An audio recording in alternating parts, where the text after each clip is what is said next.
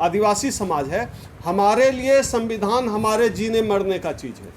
हमारे लिए संविधान एक किताब या कोई राजनीति का चीज़ नहीं है। तो संविधान को बचाने की जिम्मेदारी अगर किसी की है इस देश में, तो सबसे अधिक हम लोगों की है, जो SC ST OBC समाज का व्यक्ति है। संविधान खतरे में और हम संविधान पर मना रहे हैं। जब हम संविधान पर मना रहे हैं और संविधान भी खतरे में है, ऐसे में जाहिर सी बात है हम उस पर बात करेंगे कि आखिर किन वजहों से इस देश का संविधान खतरे में है। आप देखिए, जितने भी संस्थान हैं, तमाम संस्थानों को जो सत्ता में बैठे हुए लोग हैं, जो आज मनुवादी चरित्र के लोग जिनको हम कहते हैं सत्ता में बैठे हुए हैं, उन्होंने सत्ता के तमाम संसाधनों का दुरुपयोग शुरू कर दिया है।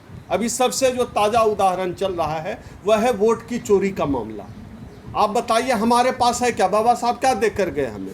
हम कैसे राजा बनेंगे? हम कैसे राजा बनाएंगे? उसी वोट के माध्यम से, और उस वोट की चोरी हो रही है। तो संविधान पर आज की तारीख में सबसे बड़ा हमला यह है। संविधान पर दूसरा बड़ा हमला यह है, इस देश में इस संविधान के आने के बाद SC ST OBC समाज के लोगों को सरकारी उपक्रमों में सरकारी नौकरी लगी और सरकारी नौकरियां खत्म कर दी जा रही है। अब लगभग नहीं के बराबर बची है। इसका मतलब है कि संविधान का वह हिस्सा भी ध्वस्त हो रहा है। और सबसे दिलचस्प बात यह है कि संविधान को कौन लोग ध्वस्त कर रहे हैं, संविधान को कौन लोग खत्म कर रहे हैं? संविधान को खत्म करने का काम वो लोग कर रहे हैं जिन्होंने इस देश की संविधान का शपथ लिया है, जो इस देश के संविधान पे माथा टेकने का नाटक कर रहे हैं। वो लोग इस देश के संविधान को खत्म कर रहे हैं।